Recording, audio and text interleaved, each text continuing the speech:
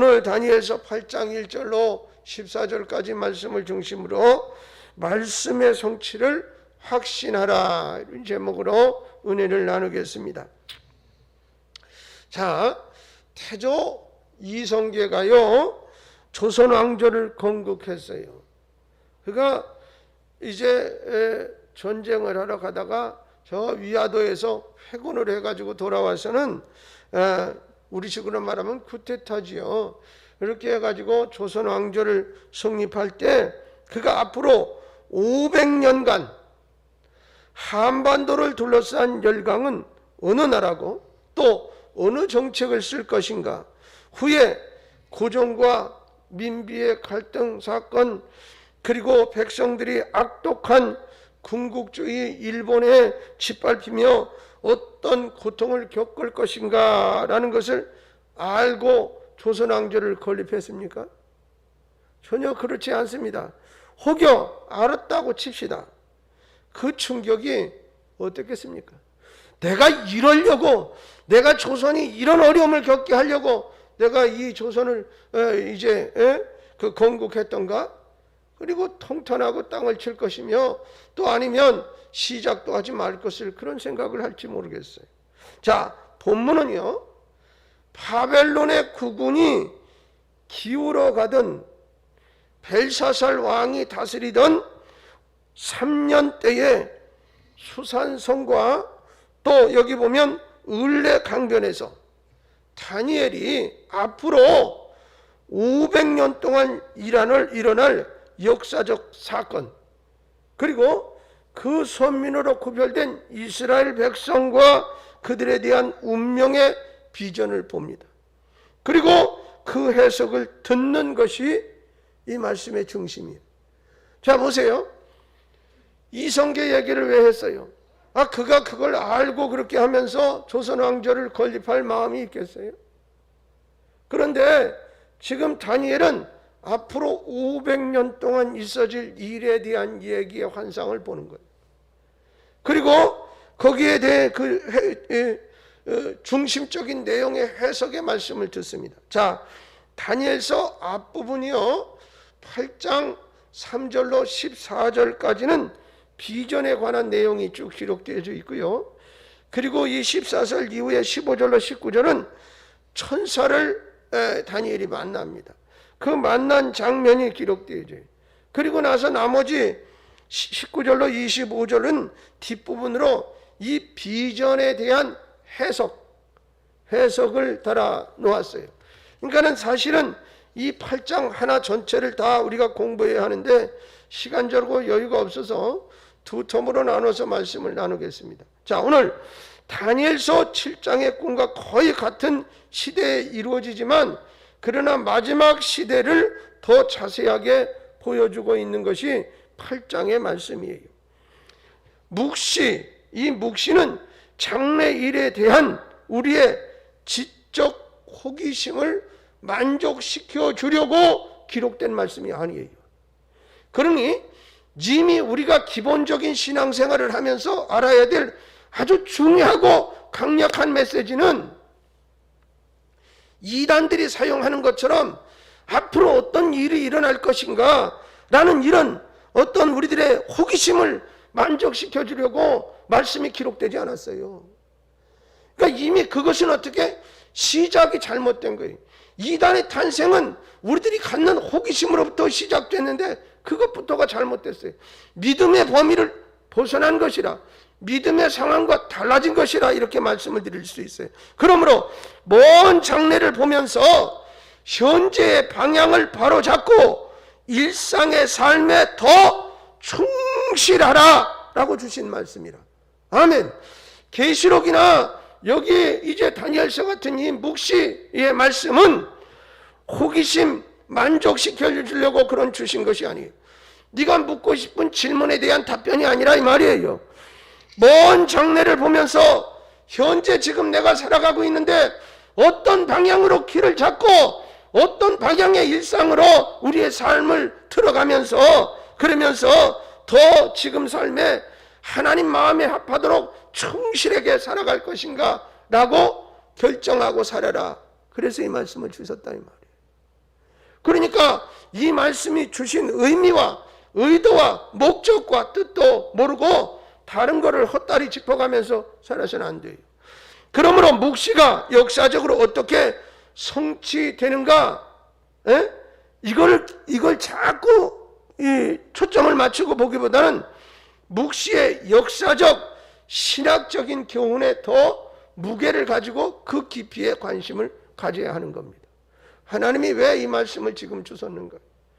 본문에서는 종말과 하나님의 심판에 대해서 집중적으로 다루고 있어요.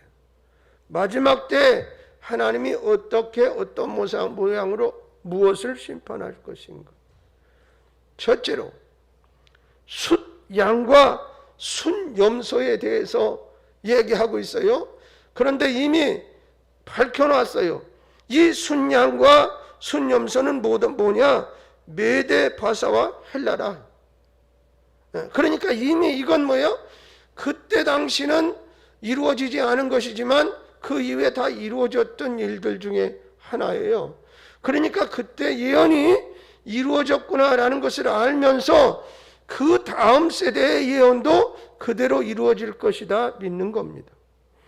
여러분, 다니엘서 8장의 비전은 천사가 제국의 이름까지 다 명시하면서 장차 반드시 이루어진다라고 설명을 해주고 있어요. 아까도 말씀드렸지만 그때 당시는 이루어지지 않은 거지만 그 설명대로 이루어졌고, 그러니 그 이후의 말씀도 다 이루어질 것을 믿는다. 여러분, 여기 8장 19절로 22절 말씀을 이제 펼쳐놔 보세요. 그럼 여기 그랬어요. 8장 19절부터 한번 그 본문을 넘어섰는데 이제 좀 읽어볼게요. 이르되 진노하시는 때가 마친 후에 될 일을 내가 내게 알게 하리니 이 환상은 정한 때 끝에 관한 것임이라. 그러니까 정한 끝 종말에 관한 거라. 내가 본 바 두 뿔 가진 수양은 곧 메대와 바사의 왕들이요,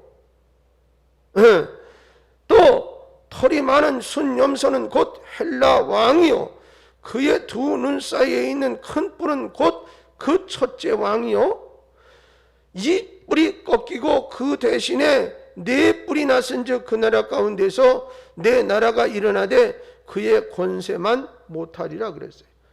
그러니까 그렇게 예언을 해주셨는데 그대로 돼야 되는 거잖아요. 근데 그대로 됐다 이 말이에요.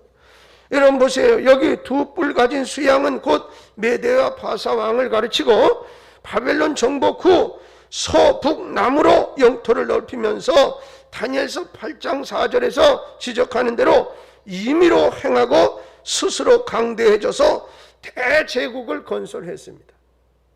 그러니까 예언되기 전에는 이 일이 없었는데 예언된 이후에 이루어졌어요. 그러나 메대 바사 자국은 오래가지 못했습니다. 그렇게 강대한 나라가 세워졌음에도 불구하고 오래가지 못했어요. 서편에서부터 발이 땅에 닿지 않을 정도로 빠르게 침입하는, 여기 성경에 보면 순염소, 곧 그들은 뭐야? 헬라 왕에게 제대로 싸워보지도 못하고 멸망을 합니다. 여러분, 순염소의 두 눈 사이에는 현저한 뿔이 있다 그랬어요. 현저한 뿔. 이 현저한 뿔이라는 건 강력한 뿔을 말하는데 그는 누구냐? 알렉산더 대제입니다.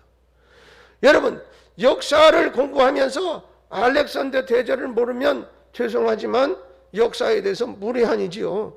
이 알렉산더는 나이 30에 이미 유럽과 중동을 몽땅 다 정복했습니다. 그러니까 이 제국의 크기라는 이루 말할 수가 없었어요. 여러분, 다니엘서 8장 8절에 보면 그는 강성할 때 그 뿔이 꺾이듯 그랬어요. 여러분, 강성할 때 뿔이 꺾이듯, 제일 힘이 있을 때 뿔이 꺾였어. 병으로 죽으면서. 병으로 죽었어요. 여러분, 상상이 안 돼.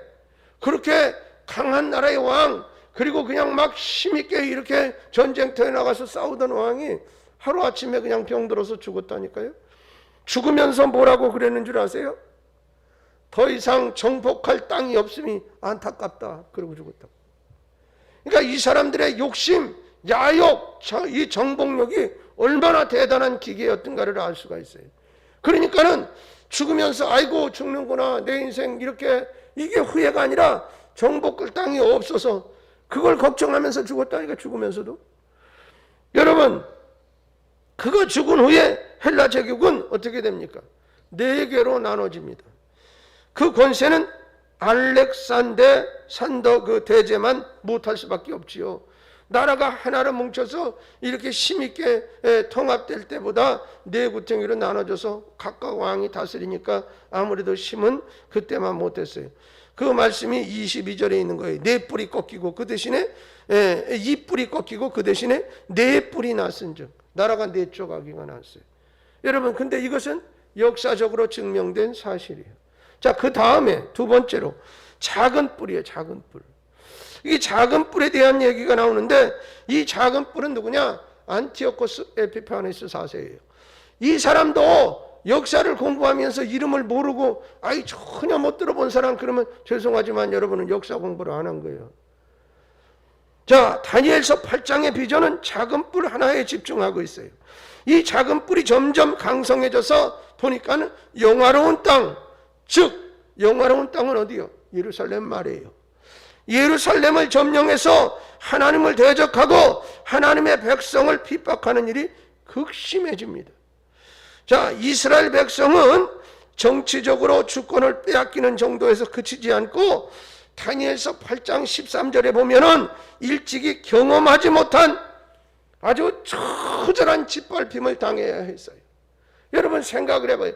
점령군이 점령국에 들어가서 그들을 다뤄먹으려면 어떻게, 공포 속에 몰아넣거나 아니면은 아주 이 우리의 강력한 힘 앞에 꼼짝 못하게 할 수 있는 묘수를 쓸 수밖에 없는 거예요. 여러분 9절로 12절 말씀, 거기에 이제 아까도 같이 봤는데 그 말씀을 비춰놓고 작은 뿔이 구체적으로 어떻게, 그러면 이 영화로운 땅인 예루살렘을 점령해서, 그 말은 이스라엘을 다 점령을 해서 어떻게 괴롭혔느냐.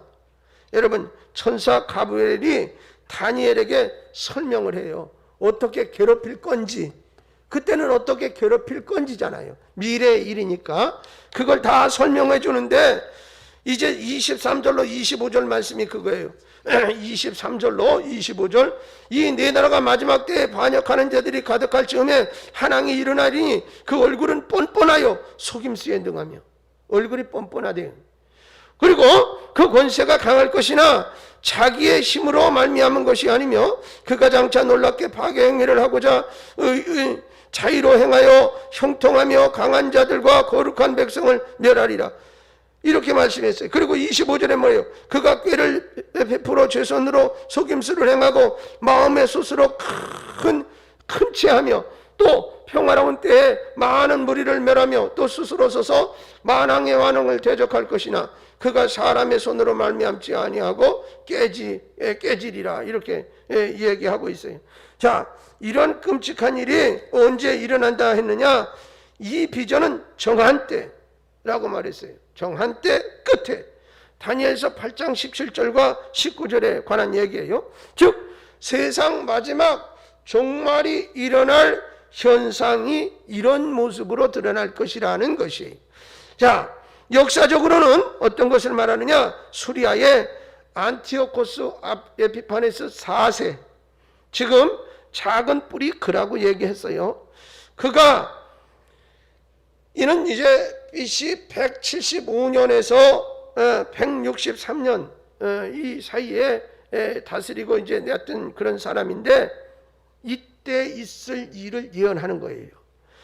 그는 이스라엘 백성들을 어떻게 하느냐? 철저히 노예로 삼아서, 자기가 헬라 사람이잖아요. 그러니까 그들을 헬라화해서 아주 이렇게 만들려고 그러는 거예요.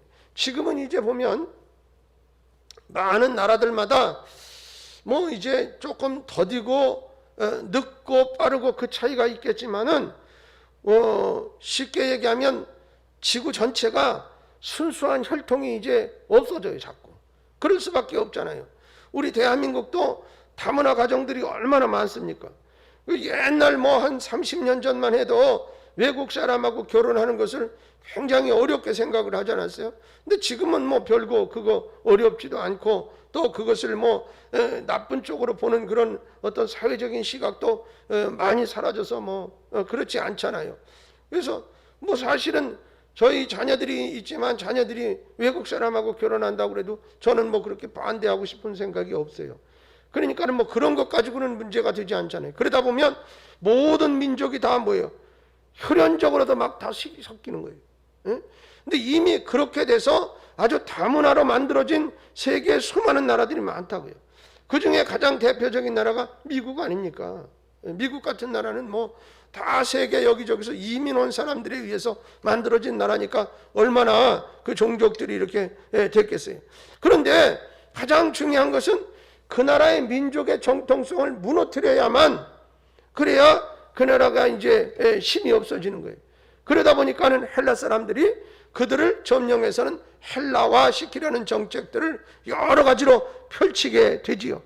그래서 BC 3세기 팔레스틴은 애굽의 지도 아래 있다가 BC 198년에 이 안티오코스 3세가 요단강 근원지 근처에 비니아 전투에, 여기는 우리가 이제 역사적으로 들어볼 이름이 등장하는데 톨레미 3세, 이 톨레미 3세에 의해서 결정적인 승리를 거두게 돼요. 그러면서 이 안티오코스의 지배에 편입되게 되는 거예요. 이 톨레미 3세가 안티오코스 에피파네스의 이제 장군이에요. 장군 일종의. 그러니까 그에 의해서 점령을 당하면서 이제는 그 속국이 되어버리고 말았어요. 근데 이 안티오코스 4세는, 에피파네스 4세는 뭐라고 스스로가 생각하냐면 자기야말로 세상에 나타난 하나님이다, 자기가 그렇게 생각했어요. 자기가 신이야. 그래서 곧 신의 현현이라는 에피파네스라는 말은 신의 현현이라는 뜻이에요. 그래서 원래 자기 이름은 안티오코스예요. 근데 에피파네스라는 말을 자기가 뒤에 붙이는 거예요. 그러니까 자기는 사람이면서 신의 현현으로 인간의 형상으로 나타났다. 이거 자기가 예수야 뭐야. 그런 정도의 자기를 그렇게 우상하고 표현하고 그런 능력이 있고 힘이 있다는 것을 자랑질했어요. 자, 그래서 자기 이름에다 꼭 이 에피파네스라는 뒤에 말을 꼭 붙이는 거예요. 여러분, 그런 유대인들이 야훼 신앙을 버려야 돼. 하나님 중심의 신앙을 버리고 종교를 말살시키고 헬라화 시켜야 된단 말이죠.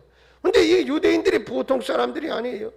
며칠 전에 이제 우리가 알다시피 이스라엘 사람들하고 우리하고 이제 야구 경기가 붙었는데, 근데 중계하는 사람이 그렇게 해설을 해요. 이 유대인들, 이스라엘 사람들은 특이한 사람들이에요. 특이한 사람들.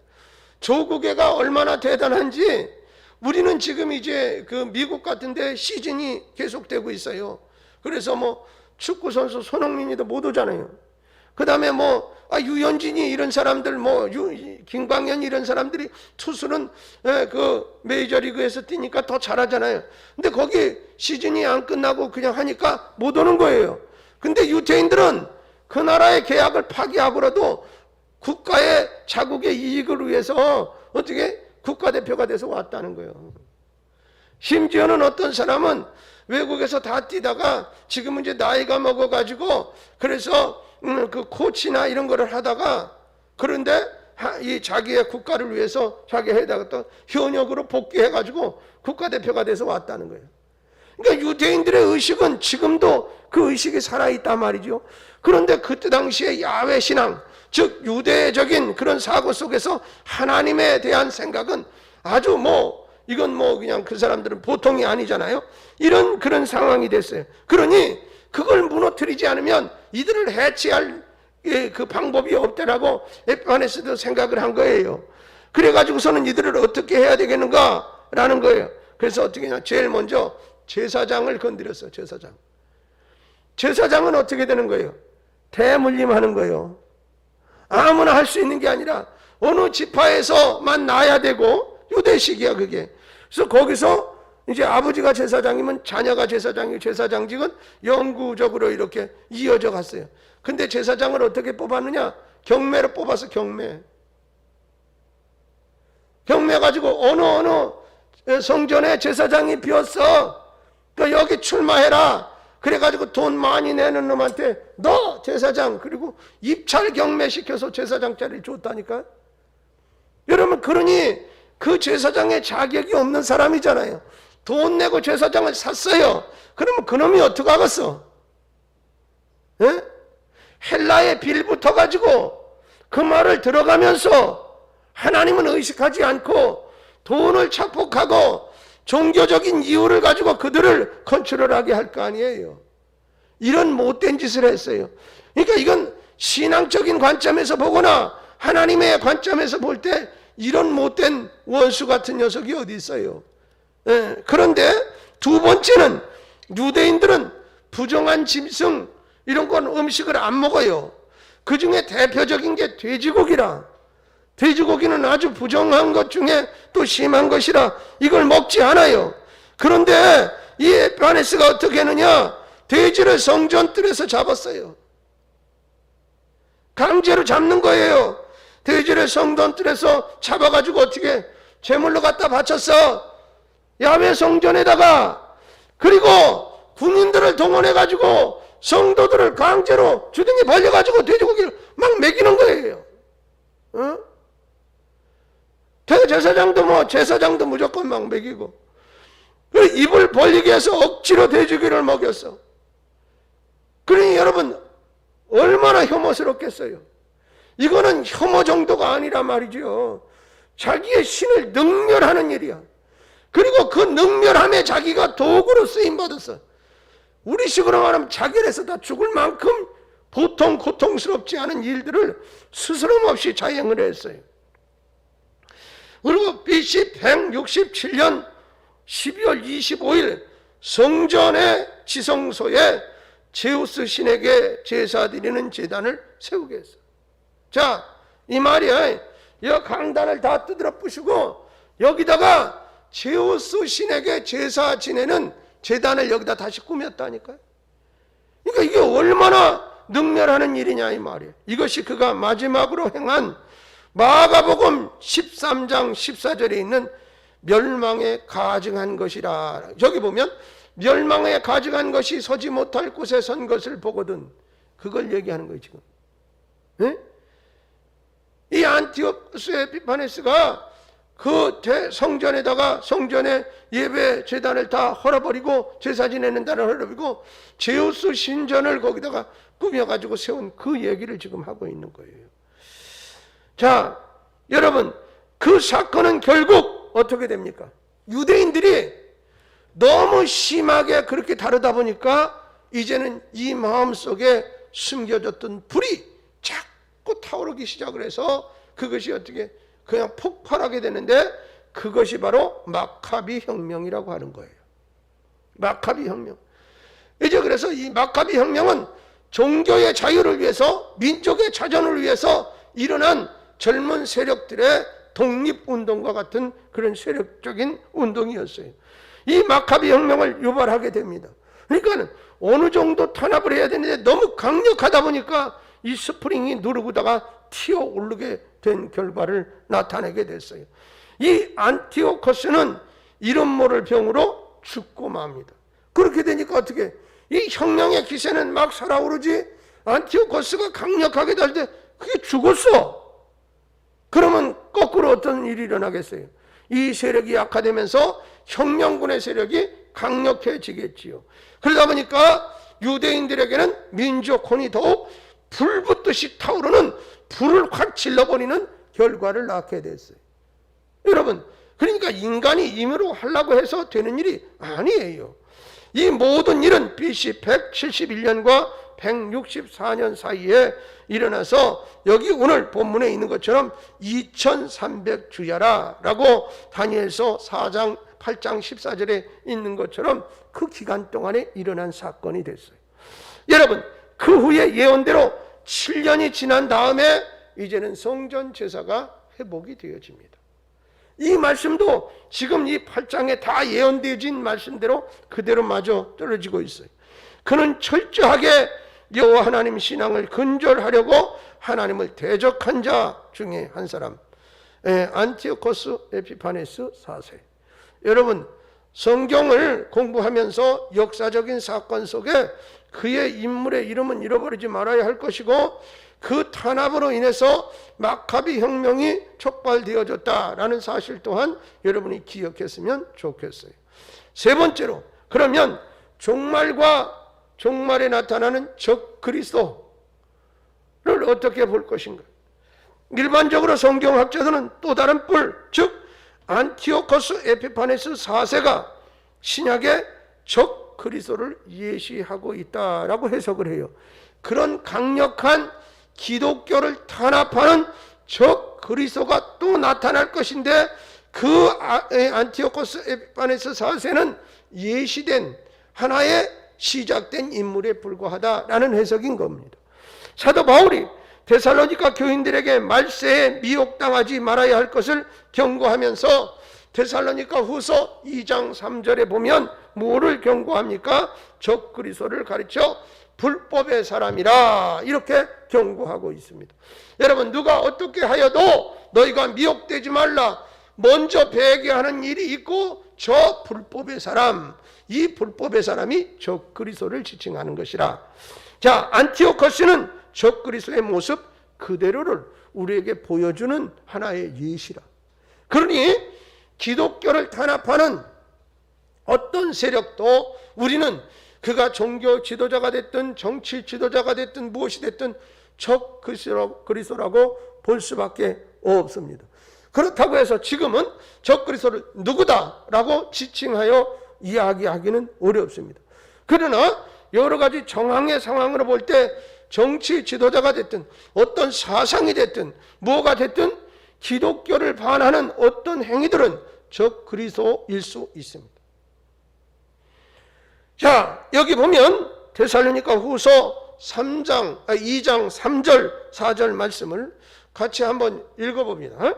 누가 아무렇게 하여도 너희가 미혹되지 말라. 먼저 배도하는 일이 있고 저 불법의 사람 곧 멸망의 아들, 이 멸망의 아들이 적 그리스도예요. 적 그리스도. 이 나타나기 전에는 이르지 아니하리니 저는 대적하는 자라 범사에 일컫는 하나님이나 숭배함을 받은 자 위에 뛰어나 지존하여 하나님의 성전에 앉아 자기를 보여 하나님이라 하느니라 라고 말했어요.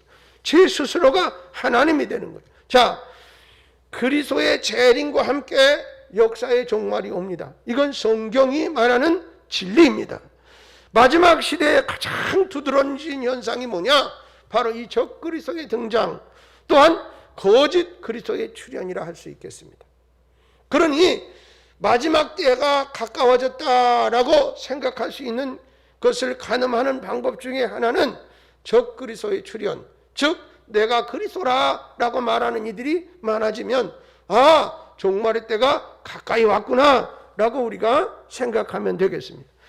그는 자기를 그리스도라 선전하면서 마태복음 24장 24절에 있는 것처럼 택한 백성들을 미혹해 하는, 그러니까 그냥 일반 사람들이 아니라 택한 하나님의 백성은 성도인 우리를 말하는 거예요. 우리를 어떻게 미혹한다 이 말이에요.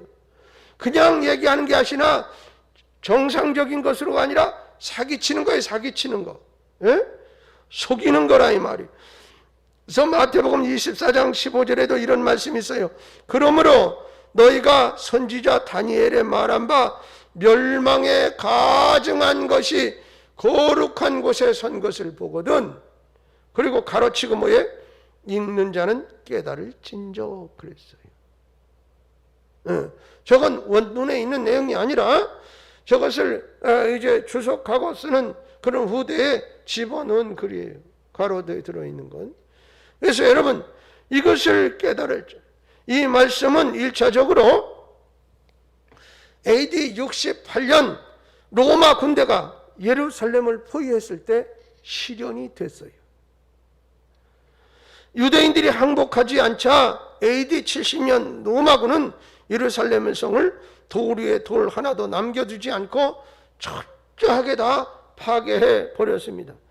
항거하던 유대인들은 로마군에 의해서 한 사람도 남김없이 무참히 학살을 당했고, 팔레스틴의 유대인들은 모두 고향에서 쫓겨납니다. 그래서 로마 제국의 각 지역으로 흩어지게 됐어요. 목숨 건질라고 도망쳐서 여기저기 숨어 들어가서 살았어요. 근데 이 사건이 별것 아닌 것 같아 보이고 이 민족적으로 보면 민족이 완전 말살돼서 없어진 것 같아 보이나 하나님의 역사의 숨결이 거기 숨어 있어요. 거기에 로마의 각 곳에 떨어졌던 그 사람들의 역할을 통해서 로마가 전체가 복음화되는 씨앗이 됐다는 것을 우리는 부정할 수가 없어요. 그러니 지금 우리가 당하는 환난이나 때로는 어떤 고통이나 어려움도 우리는 어떻게 우리의 시각으로 보면 절망이고 괴로움이고 답답함일지 모르지만 하나님의 시각으로 보면 하나님께서 역사하고 계시는 사건 속의 한 이야기일 뿐입니다. 여러분, 그러나 유대인들 중에는 당시 예수님의 말씀을 순종한 그리스도인들이 많았단 말이죠. 그러니까 이들이 미리 도피해서 생명을 건졌지만 이 말씀드린 대로 후에 로마 세계를 복음화하는 일꾼이 되었다는 사실을 우리는 인정하지 않을 수가 없어요. 여러분, 요한 1서 2장 28절 말씀에 보면 요한서신에는 적그리스도에 대한 교리가 비교적 잘 정리되어 있는데 세상 마지막 때에 적그리스도가 나타날 것이라 라고 분명히 말씀하고 있어요. 근데 요한 1서 2장 22절 26절 보면 그때 나타날 적그리스도가 어떤 특징을 가지고 있느냐라고 말하는데 성부 하나님과 성자 예수님을 부인하고 그리고 어떻게 하느냐? 사람들을 미혹한다. 그렇게 나와 있어요. 그런데 요한 1서 2장 18절에 나오는 적그리스도라는 단어는 관사가 없어요. 더 관사가 붙어 있지를 않아. 근데 거기 뭐냐면 많은 적그리스도라고 되어 있어요. 그러니 한 사람이 아니라는 거예요. 한 인물이 아니라는 거예요. 한 사건이 아니라는 거예요. 어떤 한 인물이라고 말할 수가 없다라는 것이 되어지지요. 그러면서 거짓된 교리를 가르치는 무리나 단체를 가르친다 볼 수 있다. 자, 종말에는 마지막 환난이라고 말하는 고통의 기간이 있어요. 이때 적그리스도가 마지막 발악을 하게 되고 성도들을 핍박하는 기간이라고도 하고 또 현세가 적그리스도를 활동하는 마지막 환난 기간이라고 해석하는 그런 학자들도 여러 명 있습니다. 자, 그렇다면 하나님은 왜 마지막 때에 적그리스도가 활동할 수 있도록 허락을 하시는 걸까요? 참새 한 마리가 떨어져 죽는 것도 하나님이 허락하지 않으면 안 되는데 감히 하나님을 대적하고 믿는 성도들 핍박하고 신앙을 파괴하려고 하는 이 적그리스도의 활동을 하나님이 왜 허락하실까 이 말이에요. 가령 이 말은 또 거꾸로 쭉 올라가 보면 창세기에 기록된 대로 하나님께서 왜 선악과 나무를 만들어 가지고 그걸 사람에게 따먹게 하고 따먹어서 죄를 짓게 해서 원죄가 들어오게 해서 사람들로 하여금 이렇게 고통을 받게 하느냐 이 말. 그거 안 만들어 놓으셨으면 그러지 않았을 거 아니야 라는 말씀과 닮은 꼴이에요. 사람은 늘 자기 입장 속에서 생각을 하면서 불평하고 원망한단 말이지. 여러분, 왜 적그리스도를 만들어서 허용하고 활동하는 우리가 정확히 하나님의 뜻을 알 수 없다. 저는 이게 정답이라고 생각해요. 아시겠어요? 하나님의 온전한 뜻을 몰라요. 다만 성경 전체 흐름을 통해서 얻을 수 있는 교훈은 하나님이 성도의 신앙을 최초로 시험을 하신다 라는 것과 또 하나 적그리스도는 반드시 멸망한다는 거예요. 이 두 가지는 변할 수가 없고 진리다. 그러니 적그리스도를 왜 등장시켜가지고 성도를 막 괴롭히느냐? 그 전체의 속 깊은 뜻은 하나님만이 아세요. 그러나 우리가 성경에 지금까지 흘러오는 모든 흐름에 은혜 받고 또 그 뜻을 살펴보면 하나님이 마지막에 성도를 어떻게 추스리신다. 최후로 시험하신다. 마지막 알공과 쭉정이를 걸으신다. 고르신다. 그런 의미. 그 다음에 중요한 건 아무리 적그리스도가 강력하고 그가 우리를 미혹할 수 있는 여러 가지 재주가 있어도 그는 반드시 멸망한다. 이 두 가지는 변하지 않습니다. 아멘 하세요. 아멘. 이건 변하지 않아요. 종말에 대한 교훈은 확실하게 설명할 수 없는 부분이 많습니다. 다니엘도 이 비전을 보고 큰 충격을 받았는데 그때 당시에 그 뜻이 무엇인지 확실히 몰랐어요. 다니엘처럼 하나님과 소통하고 하나님과 막 이렇게 하는 사람도 몰랐는데 뭐 우리가 뭘 대단하다고 말이지. 그러나 다니엘서 8장 27절에 보니까 하나님이 알려주셨어요. 알려줘야 하는 게 인간은. 이에 나 다니엘이 혼절하여 수일을 앓다가 일어나서 왕의 일을 보았느니라. 기절했다니까요. 내가 그 이상을 인하여 놀랐고 그 뜻을 깨닫는 사람도 없느니라. 몰랐대잖아요. 이미 언급했지만 창조와 종말에 대해서는 성경이 분명히 밝히지 않는 부분이 많습니다. 여러분, 이단들은 성경이 명확히 가르치지 않은 부분을 자기 멋대로 풀어서 자꾸 설명하라고 그럽니다. 아까 이미 말씀드린 대로 이 묵시문학, 계시록이나 다니엘서나 이런 예언적인 그런 하나님의 말씀을 우리가 호기심 갖는 것을 그걸 대답 주려고 거기 기록한 거 아니라 이 말이에요. 그러니까 그 목적, 성경이 기록된 목적과 또 별다른 다른 것에 대한 우리가 초점을 가지고 그 성경을 해석하려고 그러고 읽어서는 안 돼요. 여러분, 통일교는 창조에 대해서 성경보다 더 면밀하게 교리를 만들었어요. 왜? 자세히 설명 안 했으니까. 니들 자세히 모르지? 내가 설명해 줄게. 그리고 교리를 아주 더 면밀하게 만들어서 원리 강론이라 이렇게 칭하면서 사람들을 미혹합니다. 여러분, 오래전에는 일간지 전면 광고로 예수님의 십자가 부활과 죽음을 실패한 사건이다 그렇게 선전하기도 했어요. 그러니까 얼마나 대담한 거예요. 이제 자기 세력이 많다 생각하니까 그런 짓거리를 막 하는 거지요. 또 여호와 증인들은 종말에 대해 성경보다 더 자세하게 교리를 잘 꾸며가지고 사람들을 미혹하고 그 설명을 덧붙여서 믿게 합니다. 근데 그 사람들을 보면 성경을 보는 시각이 굉장히 어떻게 좁아요. 왜 그러냐면 그것만 강조해야 되거든. 다른 성경이 아니라는 게 너무 많이 나와. 그러니까 그거 읽으면 이게 헷갈려. 그러니까 이거는 별로 안 읽게 하고 자기들이 가르치는 것만 집중적으로 가르치게 해서 그것만 딸딸딸딸딸 외우게 하고 이렇게 해서는 그 교리에 미혹하게 하고 빠져들게 만듭니다. 그러므로 성경이 밝히 말하지 않는 부분은 더 알 필요가 없다. 알려고 하지 마세요. 머리 아파요. 지금 하는 것도 골치 아픈데. 여러분, 주께서 다니엘에게 하신 말씀을 기억해요. 읽어요, 같이. 다니엘서 8장 26절 말씀. 자, 같이 읽어봐요. 시작.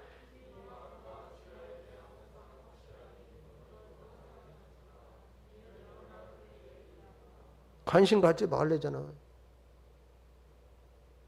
응? 신경 쓰지 마시래잖아요. 이 말씀은 그러면 자꾸 여기에다 신경 쓰는 사람들은 이 말씀을 성경에서 지워야지. 여기 있는데 왜 그래? 여러분은 그 일에 신경 쓰지 말으세요. 여러분, 신천지 같은 경우에도 그래, 신천지. 예? 우리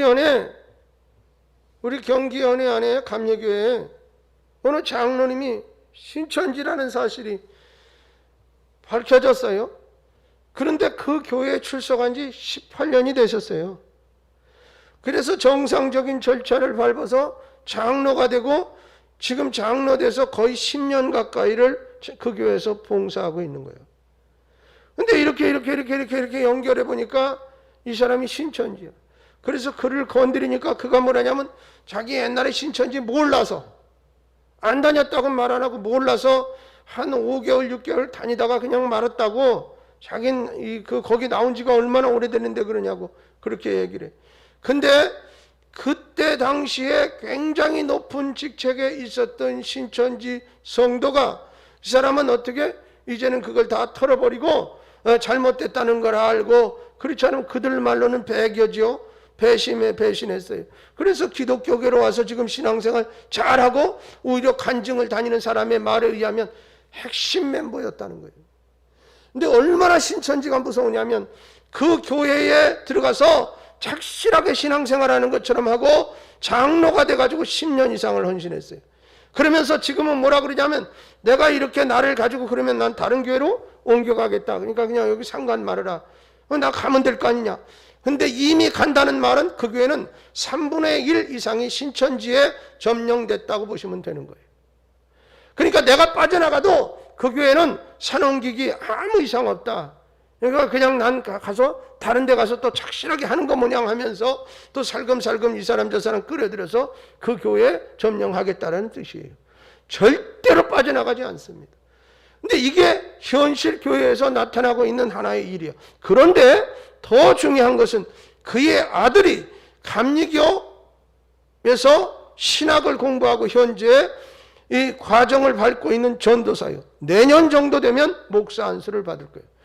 우리는 단연컨대 그 사랑의 세력이라면 그도 신천지 핵심 멤버예요. 이만큼 무서워요. 목회자가 되는 길도 큰 표시 안 내고 걸어가. 그래가지고 목사가 돼서 그가 큰 교회 어디 가서 부담임 목사가 되거나 어디 교회를 담임을 하면 다 신천지 만드는 거예요. 그 교인들을 완전히 다. 여러분, 이렇게 무서운 짓거리를 그들은 계속해서 해나가고 있어요. 그 우리는 어떻게 그거에 대한 대책, 그거에 대한 어떤 공부, 이 믿음의 훈련이 잘 돼 있지 않으면 그 미혹에 넘어가고 빠진다 이 말이에요. 여러분, 똑똑한 사람이 사기 더 잘 당해. 신앙생활 안 하는 사람은 신천지 잘 넘어갈 일도 없어요. 그러니까 신앙생활 어설프게 하고 뭔지 잘 모르는 사람들이 거기 홀딱홀딱 넘어가고, 그래도 뭐야 어느 정도 나 열심히나 있다 이런 사람이 가지, 그냥 교회 다닌득 만득 하는 사람 별로 거기 잘 빠지지도 않고. 왜? 이 교회들 잘못 다니는데 그 교회는 뭘 더 잘 다녀. 그래도 뭔가 좀 열심히 있으려고 그러는 사람들이 오히려 그러로 넘어가고 빠져들고 그래요. 근데 이 미혹의 영이 얼마나 무섭습니까? 여러분, 그 중에 신천지 중에 보면은 나이 잡수신 분들은 별로 데려가도 안 해요. 써먹을 일이 별로 없어. 젊은 사람들 많이 데려가요. 그 중에 대학생들이 얼마나 많이 빠져드는지 몰라요. 첫째는 어떻게 하느냐? 학교에서 동아리 활동 같은 거 하면서 거기에 빠져들게 하는데, 그냥 하는 게 아니라 그 동아리에는 회장이나 누가 다 이미 그게 핵심 멤버예요. 돈을 막 지원해 주는 거예요. 그러니까 그 동아리에 가면 활동이 재미나. 왜 그러냐면 다른 동아리는 어떻게 학교에서 나오는 보조금 조금에다가 우리가 돈 내가지고 운영하고 그러는데, 거기 가면 먹는 것도 잘 사주고 말이죠. 놀라도 자주 가고요. 아주 풍성해. 그러니까 대학생들 주머니가 늘 빈궁한데 거기 가면 잘 얻어먹지. 아이 즐겁지 좋지. 그러니까 그냥 가는 거예요. 가서 자꾸 듣다 보니까 나도 모르는 사이에 내가 어느 정도 이제 못 빠져나가. 이제 거기서 어느 핵심 멤버가 되면 빠져나가려면 어느 정도냐? 이슬람이 기독교로 개정하는 거 뭐냐? 생명 걸어야 돼. 그냥 놔두질 않아. 끝까지 따라다니면서 해코지하고요. 직장 생활도 못하게 해요. 그렇게 아주 점조직적으로 이렇게 활동을 하고 이렇게 되는 것을 봐요. 그래서 사실은 이런 어려움들이 지금 현재 많이 나타나는데, 아까 말한 적그리스도라는 것은 어떤 한 사람을 지칭하기보다는 그런 단체나 집단이 이 적그리스도에 속할 수 있다라는 것이에요. 그렇기 때문에 통일교나 여호와 증인이나 아니면 이런 또 신천지 집단이나 이런 것들도 우리는 적그리스도로 대할 수밖에 없는 것이다. 성경은 우리가 호기심 갖는 모든 의문에 답하지 않습니다. 잘 들으세요. 성경은 내가 갖는 모든 호기심에 답하지 않습니다. 그러나 우리가 구원받고 앞날을 준비하기에 필요한 것을 충분히 말씀하고 있습니다. 이거면 된 거예요. 다른 거에 대해서 자꾸 호기심을 갖지 마세요. 성경의 예언과 약속은 확실합니다. 확실합니다. 확실합니다. 다 이해할 수 없는 부분은 다니엘에게 하신 말씀처럼 너는 그 이상을 간수하라 는 말씀을 상기하면서 마음에 담아두시기 바랍니다. 의심하지 말아야 할 것은 성경 예언은 확실한 진리다. 아멘. 때가 이르면 틀림없이 성취될 하나님의 말씀이라는 사실입니다. 이 사실은 의심하지 말아야 합니다. 성경의 예언대로 마지막 때 그리스도는 반드시 다시 오시는 줄로 믿습니다. 그리스도의 최후 심판으로 적그리스도는 그 권세를 다 빼앗기게 되고 완전히 멸망하게 되고 성도는 영생을 선물로 얻게 되리라 믿습니다. 할렐루야. 마지막으로 하나님 심판의 손길에 대한 말씀을 드리려고 그래요.